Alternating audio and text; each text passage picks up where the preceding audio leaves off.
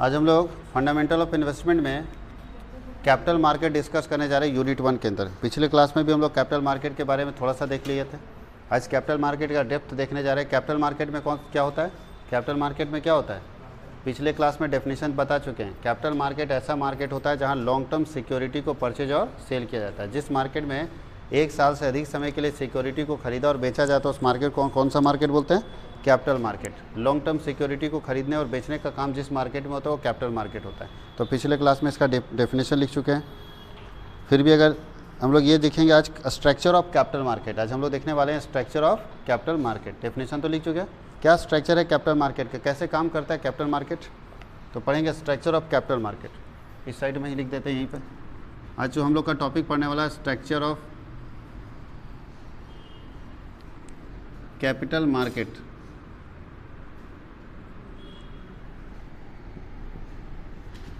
पूंजी बाजार का ढांचा। दो तरह का कैपिटल मार्केट होता है। कैपिटल मार्केट में पहला होता है फाइनेंशियल इंस्टीट्यूशन। फाइनेंशियल इंस्टीट्यूशन इसको बोलते हैं वित्तीय संस्थान।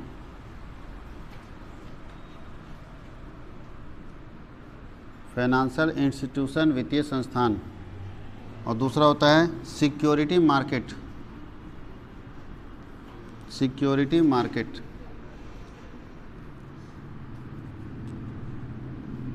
प्रतिभूति बाजार।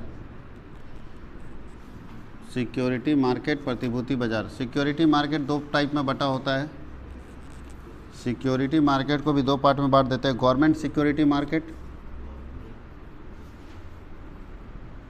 गवर्नमेंट सिक्योरिटी मार्केट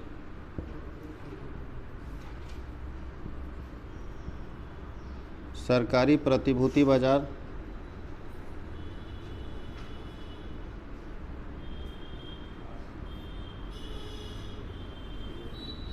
और दूसरा होता है corporate security market.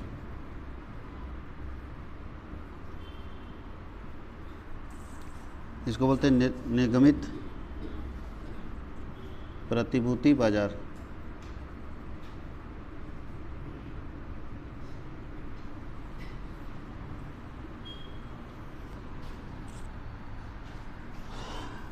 Corporate security market भी दो तरह का होता है जो आप लोग जानते हैं, प्राइमरी मार्केट और सेकेंडरी मार्केट। प्राइमरी मार्केट प्राथमिक बाजार और सेकेंडरी मार्केट द्वितीयक बाजार।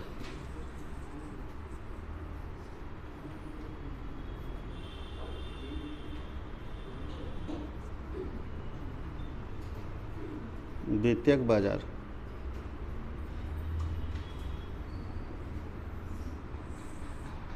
और इधर अगर हम लोग फाइनेंशियल इंस्टीट्यूशन की बात करें तो कौन कौन से फाइनेंशियल इंस्टीट्यूशन कैपिटल मार्केट में काम करते हैं? तो पहला है IFCI,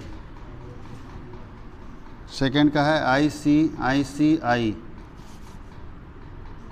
थर्ड का है IDBI, फोर्थ का है LIC, फिफ्थ का है UTI और SFC। ये सारे इंस्टीट्यूशन हैं जो काम करते हैं। अब एक एक करके सबका अगर फुल फॉर्म लिखना चाहते हैं तो फुल फॉर्म साइड में हम लिखवा देंगे कि क्या होता है सारे लोगों का फुल फॉर्म।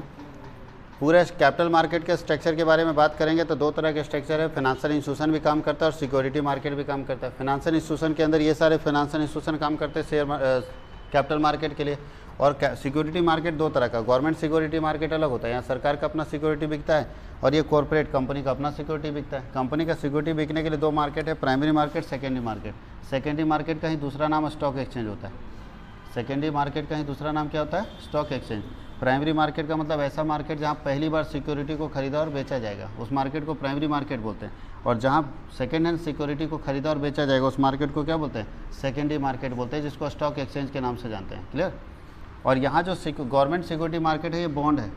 बॉन्ड यहाँ पे बिकता है। ये कहाँ पे बिकेगा? गवर्नमेंट सिक्योरिटी मार्केट कौन सा होता है बताइए? कहाँ पे गवर्नमेंट सिक्योरिटी आपको मिलेगा? पोस्ट ऑफिस में मिलेगा, SBI में मिलेगा, मतलब गवर्नमेंट बैंक्स में मिलेगा, या तो पोस्ट ऑफिस में मिलेगा, और कहीं भी गवर्नमेंट सिक्योरिटी नहीं मिलेगा। अगर आप चाहते हैं गवर्नमेंट सिक्योरिटी में पैसा लगाना तो जाके शेयर मार्केट में नहीं लगा सकते, उसके लिए आपको पोस्ट ऑफिस जाना होगा।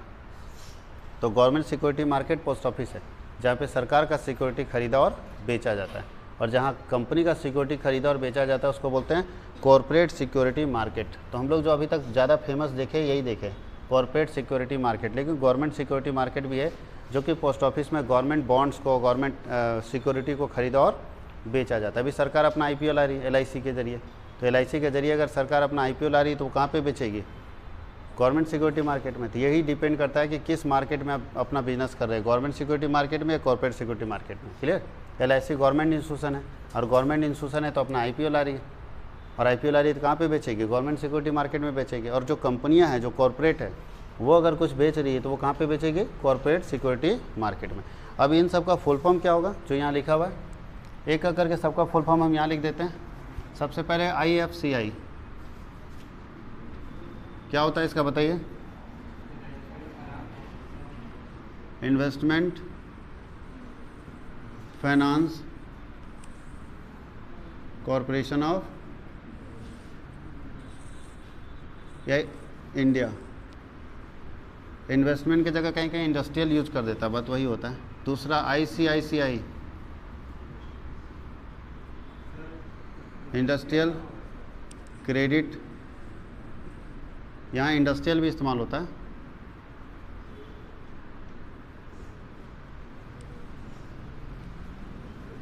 Investment corporation of India.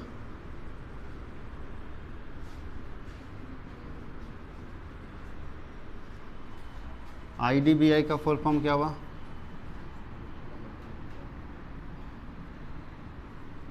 Industrial development bank of India. LIC का तो सब जानते हैं, लाइफ इंश्योरेंस कॉरपोरेशन।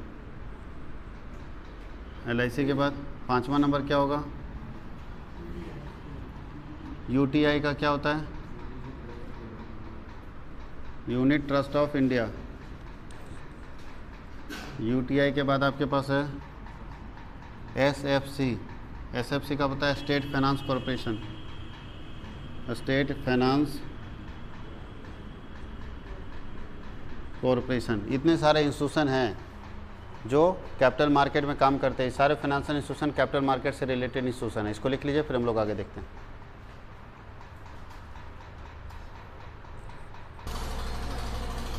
अब हम लोग पढ़ेंगे role of capital market in industrial growth. Industry को ग्रोथ करने में कैपिटल मार्केट का क्या रोल है, पढ़ेंगे। रोल ऑफ कैपिटल मार्केट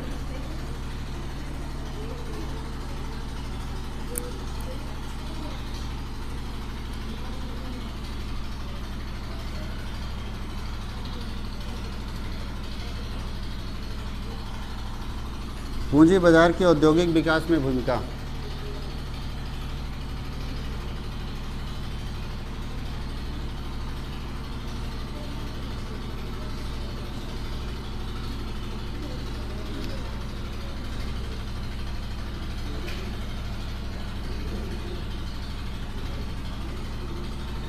क्या रोल है? Mobilisation of saving,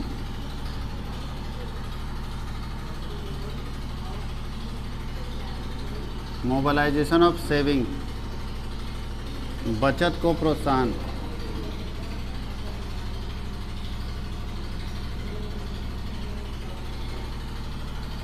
number 2, ready and continue market.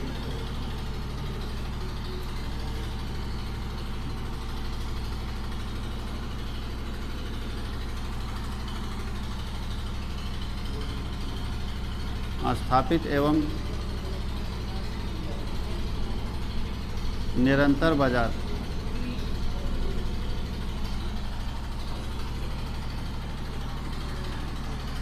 Source of long term finance.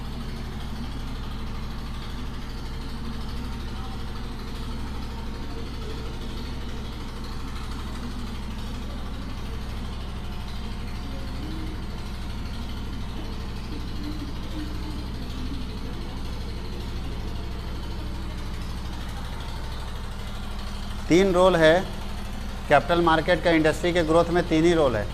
Capital market industrial growth में तीन रोल प्ले करता है। पहला रोल क्या है देखिए, मोबिलाइजेशन ऑफ सेविंग। अगर कैपिटल मार्केट नहीं होता तो इंडस्ट्री को सेविंग कहाँ से मिलता है, इंडस्ट्री को कैपिटल कहाँ से मिलता है।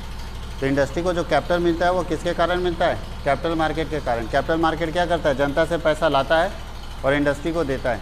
अगर कैपिटल मार्केट नहीं हो तो इंडस्ट्री को कोई पैसा नहीं मिलेगा। आप अगर आपको डायरेक्ट बोला जाए कि इंडस्ट्री में पैसा लगाइए तो आप कभी लगाना नहीं चाहिए, आप कभी किसी फैक्ट्री में पैसा लगाना नहीं चाहिए। आप चाहते हैं कि आप किसी बैंक को दे दीजिए, सिक्योरिटी मार्केट में पैसा दे दीजिए, और सिक्योरिटी मार्केट फिर जाके पैसे को कहाँ लगाता है, इंडस्ट्री में लगाता है। तो इंडस्ट्रियल ग्रोथ होने के लिए मोबिलाइजेशन ऑफ सेविंग जरूरी है, बचत का प्रोत्साहन जरूरी। दूसरा क्या है, रेडी एंड कंटिन्यूस मार्केट। यह हमेशा तैयार है, कभी भी आप इसमें डीलिंग कर सकते हैं, जब चाहें तब डीलिंग कर सकते हैं, 24 घंटे डीलिंग चलता रहता है। लेकिन स्पेशली इसका डीलिंग 9 बजे से लेकर 3 बजे तक होता है, समझ गए, 9 से 3 वो रियल डीलिंग होता है। उसके बाद आप 24 घंटे डील कर सकते हैं, क्योंकि रेडी मार्केट है, कभी भी आप इसमें बेच सकते हैं। कंटिन्यूस मार्केट, हमेशा चलता रहने वाला मार्केट है कैपिटल मार्केट। और लंबे समय के लिए अगर पैसा चाहिए तो उसका सिर्फ एक ही साधन है, वो है कैपिटल मार्केट। अगर लंबे समय के लिए पैसा चाहिए, 10 साल 20 साल 50 साल, 50 साल तो ज़रूरत नहीं पड़ता, 20 साल तक के लिए अगर पैसा चाहिए तो आपको कहाँ से मिलेगा, तो सिर्फ अकेला मार्केट है कैपिटल मार्केट, जहाँ से आपको लॉन्ग टर्म फाइनेंस मिल जाएगा। क्योंकि मनी मार्केट में आपको शॉर्ट टर्म फाइनेंस मिल जाएगा, और कैपिटल मार्केट अकेला मार्केट है जहाँ से आपको लंबे समय के लिए, और जो जितना पैसा चाहेंगे उतना पैसा आपको इस मार्केट से मिल सकता है लंबे समय के लिए। तो एक लॉन्ग टर्म फाइनेंस का सोर्स भी है कैपिटल मार्केट। ये तीन रोल प्ले करता है इंडस्ट्री के ग्रोथ के लिए कैपिटल मार्केट। अब हम लोग पढ़ेंगे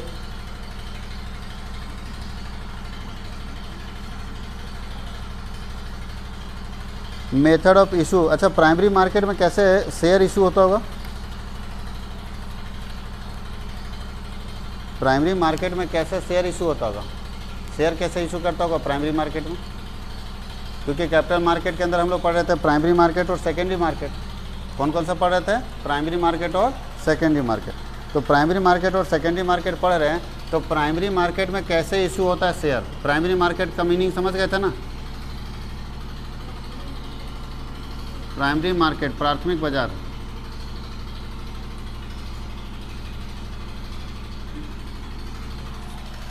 प्राइमरी मार्केट के बारे में समझ गए थे। प्राइमरी मार्केट कौन सा मार्केट है, जहाँ नया सिक्योरिटी बिकता है या पुराना। हाँ, इसी को हम लोग न्यू इशू मार्केट बोलते हैं, न्यू इशू मार्केट, नया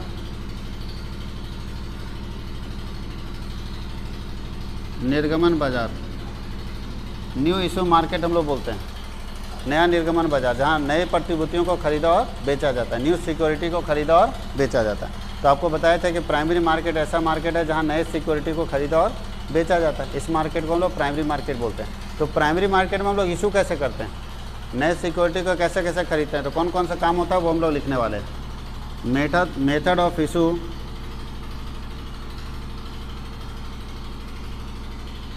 इन प्राइमरी मार्केट।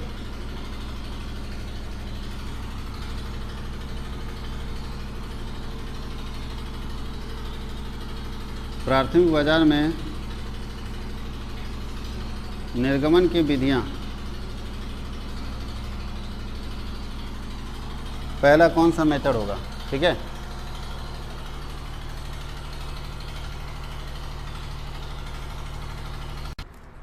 सबसे पहला हम लोग लिखेंगे फर्स्ट, कहाँ कहाँ से हम लोग बेच सकते हैं, तो बोलता है public issue. Public issue through prospectus. ये हम लोग, आप लोग सब लोग जानते हो। प्रविवरण द्वारा सार्वजनिक निर्गमन, प्रविवरण द्वारा सार्वजनिक निर्गमन। प्रोस्पेक्टस के जरिए पब्लिक को बेचेंगे, जिसको खरीदना खरीदो। ये हम लोग यही करते हैं, जब हम शेयर कोई कंपनी बेचती है मार्केट में तो यही काम करती है, प्रोस्पेक्टस के जरिए जनता को डायरेक्टली बेच देती है। नंबर 2 है, इसके बाद और क्या कर सकते हैं, और क्या क्या कर सकते हैं बताइए। तो दूसरा है ऑफर फॉर सेल कर सकते हैं, ऑफर फॉर सेल कर सकते हैं, ये भी ऑप्शन आपके पास है, ऑफर फॉर सेल। इसको बोलते हैं विक्रय का प्रस्ताव।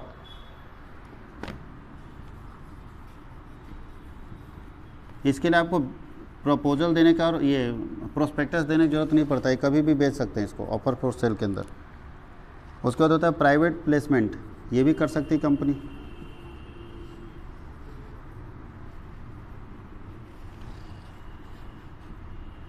निजी स्थापन, स्थापन को प्लेसमेंट ही लिख देते हैं। कंपनी के पास ये ऑप्शन है कि प्राइवेट प्लेसमेंट कर सकती है कंपनी, राइट इशू कर सकती है, अधिकार अंश जारी कर सकती है कंपनी। ऐसे केस में कंपनी अधिकार अंश जारी कर सकती है। बुक बिल्डिंग कर सकती है,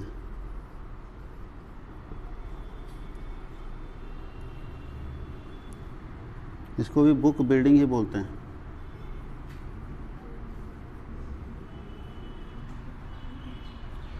स्टॉक ऑप्शन,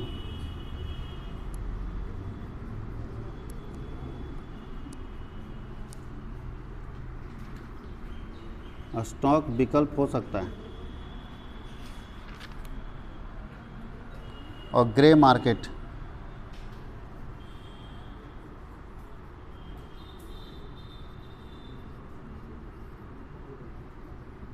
ग्रे बाजार हो सकता है। इतने सारे ऑप्शंस कर सकती है एक कंपनी प्राइमरी मार्केट में अपना शेयर बेचने के लिए। और हम लोग अभी तक सिर्फ एक ही चीज़ जानते थे, वह है पब्लिक इशू थ्रू प्रोस्पेक्टस। बस एक ही चीज़ जानते हैं, पब्लिक इशू थ्रू प्रोस्पेक्टस। बस एक चीज़ हम लोग जानते हैं कि प्रोस्पेक्टस बेच देंगे, जिसको खरीदना होगा प्रोस्पेक्टस खरीदेगा और हम उसको शेयर अलाउट कर देंगे। लेकिन और भी बहुत सारे ऑप्शंस हैं। तो चलिए दूसरा क्या है, ऑफर फॉर सेल। अच्छा, हम लोग प्रोस्पेक्टस नहीं बेचना चाहते, कुछ शेयर मेरे पास बच गया, कुछ बिकने से बच गया या फॉरफिट कर लिया, उसको रीइशू करना है। क्या करेंगे, कुछ शेयर जैसे 400 शेयर फॉरफिट किए और रीइशू करना है उसको, तो क्या करेंगे, फिर से प्रोस्पेक्टस बेचेंगे, करेंगे क्या? सिर्फ 400 शेयर, 4 लाख शेयर टोटल बेचे तो उसमें प्रोस्पेक्टस हम निकाले थे, 4 लाख शेयर में बिक गया, लेकिन कुछ शेयर को फॉरफिट कर दिए 400 शेयर को, और अब उसको फिर से रीइशू करना है। क्या करना चाहिए, फिर से प्रोस्पेक्टस निकाल के उतना लंबा चौड़ा प्रोसेस करेंगे या ऑफर फॉर सेल मार देंगे? ऑफर फॉर सेल मार देंगे भैया, तुरंत थोड़ा सा तो शेयर ही है, बेच देंगे कभी भी। इसके लिए हमको सरकार से परमिशन और उतना लंबा चौड़ा प्रोसेस करने का कोई ज़रूरत नहीं है। बात समझ गए? तीसरा क्या है, प्राइवेट प्लेसमेंट। कंपनी को लगता है कि हमको पैसा चाहिए कुछ चुने हुए लोगों से, तो अगर कुछ चुने हुए लोगों से पैसा चाहिए तो प्राइवेट प्लेसमेंट कर दीजिए। यानी हम बहुत सारे लोगों, जनता को निमंत्रण नहीं देंगे कि कोई भी पैसा लगा सकता है, हम कुछ प्राइवेट लोगों को निमंत्रण देंगे कि आप हमारे यहाँ पैसा लगाए। जैसे हम सचिन तेंदुलकर को पकड़ लेंगे कि सर आप हमारी कंपनी के 10% शेयर होल्डर बन जाए, सीधा 10% शेयर भी। हम मुकेश अंबानी को बना लेंगे, टाटा को बना लेंगे, सलमान खान को बना लेंगे, शाहरुख खान को, मतलब बड़े बड़े लोगों को पकड़ेंगे, 10-15 शेयर होल्डर से पैसा लेंगे, काम बन गया। और इसमें क्या होता है, इसमें हज़ारों करोड़ लोग हो जाते हैं, पता चला करोड़ों आदमी पैसा दे दिया, थोड़ा थोड़ा करके, 1 लाख करके बहुत सारे लोग पैसा दे दिया, तो उसमें पागल हो जाता है हिसाब रखने में। तो बहुत सारी कंपनी बोलते हैं हम छोटे छोटे लोगों से पैसा नहीं लेंगे और छोटा छोटा पूंजी नहीं लेंगे, पागल हो जाएंगे, कितना पैसा लेते रहें, कितना डिविडेंड देते रहें। इसलिए हम कुछ खास गिने चुने लोगों से पैसा लेंगे। तो गिने चुने लोगों से अगर पैसा लेना चाहते हैं तो आपको कौन सा, पब्लिक इशू करना पड़ेगा या प्राइवेट इशू करना पड़ेगा? प्राइवेट इशू करना पड़ेगा। पब्लिक इशू करोगे तो कोई भी आ जाएगा, प्राइवेट इशू करोगे तो सिर्फ प्राइवेट पर्सन आएगा जिसको ऑफर दिया आप। तो प्राइवेट प्लेसमेंट होता है। राइट शेयर, जब पुराने शेयर होल्डर का कुछ राइट बढ़ाना हो तो उसके लिए कौन सा शेयर इशू होता है? राइट शेयर होता है। अगर पुराने शेयर होल्डर का कुछ अधिकार हम बढ़ाना चाहते हैं अपने बिजनेस में, अपनी कंपनी में, तो उसके लिए जो शेयर बिकता है वो कौन सा शेयर बिकता है? राइट शेयर बिकता है, अधिकार अंश बिकता है। बुक बिल्डिंग क्या होता है? बुक बिल्डिंग एक प्रोसेस है जिसके जरिए हम अपने शेयर को मार्केट में बेचते हैं।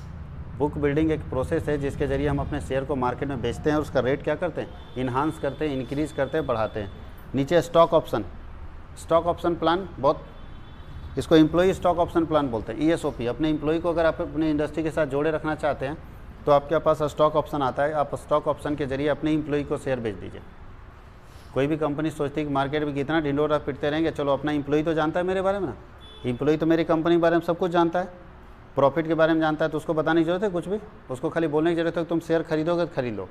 और बाहर वाले को सब समझाना पड़ेगा, कब कंपनी बनी, कितना कमाई, ये एम्प्लॉई तो मेरा जानता है सब कुछ, तो क्यों ना एम्प्लॉई से ही पैसा ले लिया जाए। अगर एम्प्लॉई पैसा दे देगा तो आसान पड़ेगा, और बाहर वाले को ज़्यादा समझाना पड़ेगा।